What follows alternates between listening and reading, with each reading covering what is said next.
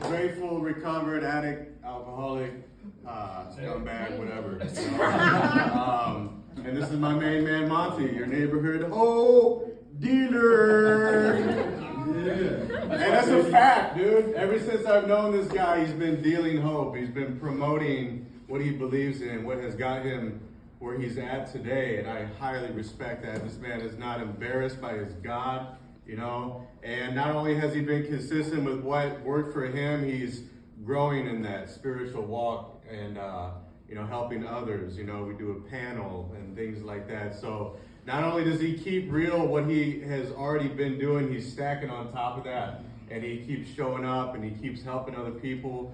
And ever since the day I met you, man, I have been blessed with your presence, bro. Like, you've been a shining light in my life. And I know others are going to be saying the same thing. So again, happy 3 years. Tell us how you did it, my man. I appreciate you, bro. Hey, thank you guys, man. I'm just super thankful, super grateful to be here and be able to take 3 years, you know, and all this is all the, what you're looking up here is God's will. This isn't my will. My will got me strung out in a jail cell on heroin and meth with no front tooth, 180 pounds, and like just with no hope. You know what I'm saying? That's where my will took me, guys. But the thing about addiction, if I could run down like 2 minutes of like the most important thing that I could tell you about addiction is that in the beginning, it disguises itself as heaven and ends up taking us straight to hell. So in the beginning, because we're messing with the dopamine process and we're messing with the reward system, it's awesome, man. No matter how you're doing in life, that drug you put in your body is the most amazing thing. It will make everything great at that time. But now we're all in these rooms and now we're looking at the end of the road. So somewhere along the lines, because of tolerance and all these things, like I said, my addiction started at 28 years old with a pill of Adderall. I was playing professional baseball, 28 years old, going to the stadium. I was struggling with my anxiety that day. One of my teammates, he told me, hey man, why don't you try this pill? I put the pill in my body and I thought I found God. I was like, oh my God, this is what I need. That was just a 30 milligram pill of amphetamine salts Adderall. So my addiction started that small, you know, but my addiction ended at 37 years old, strung out on meth and heroin, running from the police.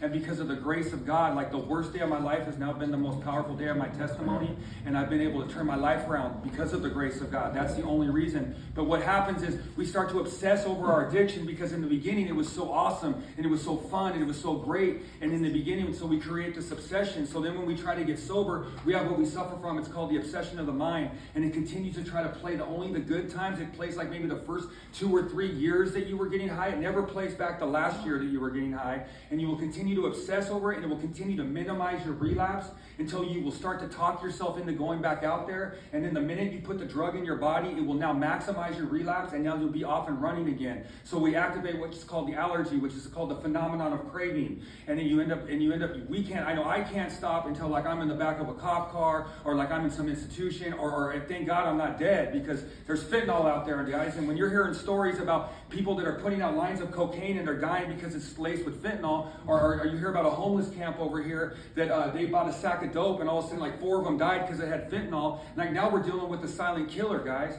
And all it does is want to kill you, man. There is no hope in drug addiction. There's nothing at that end of the road. That well has ran dry. We got to find a whole new way of life, guys. And for me, the last 3 years, I put God first and I have gratitude. Gratitude is what holds it all together. You know, gratitude is what's going to keep you sober. When I listen to old timers that have like 10, 15 years and they end up going out and relapsing, they will tell you that gratitude is the one thing that they lost. And that's why they went back out there and they did that. Because your addiction's doing push-ups behind your back, guys. And it gets progressively worse every time. I had 8 months clean one time and I came back home from South Carolina. I said, I'm just going to smoke dope this time. I came home, put the dope in my body, had a needle in my arm within 30 minutes, and it gets progressively worse. They don't just use that word progressively worse anywhere. Like it gets progressively worse. And anyone of you guys know that, you guys know that if you've ever had any clean time and you put it back in your body, it is going to get progressively worse every single time, guys. But we have an obsession that talks to us in our own voice, minimizes our relapse, tries to take us back out there. We put the drug in our body, it activates the phenomenon of craving, and we can't stop, guys. We got to continue to find a whole new way of life. You got to work your steps,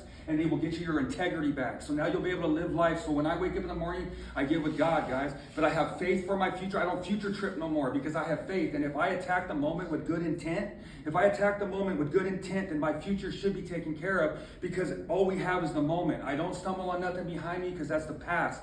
This right here, these steps, they allowed me to clear out all my baggage and be able to move on with my life and have a fresh start. This step right here gave me my purpose. I now carry the message. So now I have a purpose given to me from God where I don't have to get paid to do it at all, but I get fulfilled from the inside out, guys. And it's just amazing. So continue to work hard. Continue to stay on the right path. Don't jump off, guys, because there's a whole nother way of life out there. And like I said, I'm just thankful, guys, and just always continue to have gratitude, because gratitude releases small amounts of dopamine so you can continue to have joy. If any of us look back in our past and we think back with gratitude, we feel pretty good inside. That's what we got to be able to stay. So stay grateful, guys. My name's Lonnie. I'm an addict. Thank you.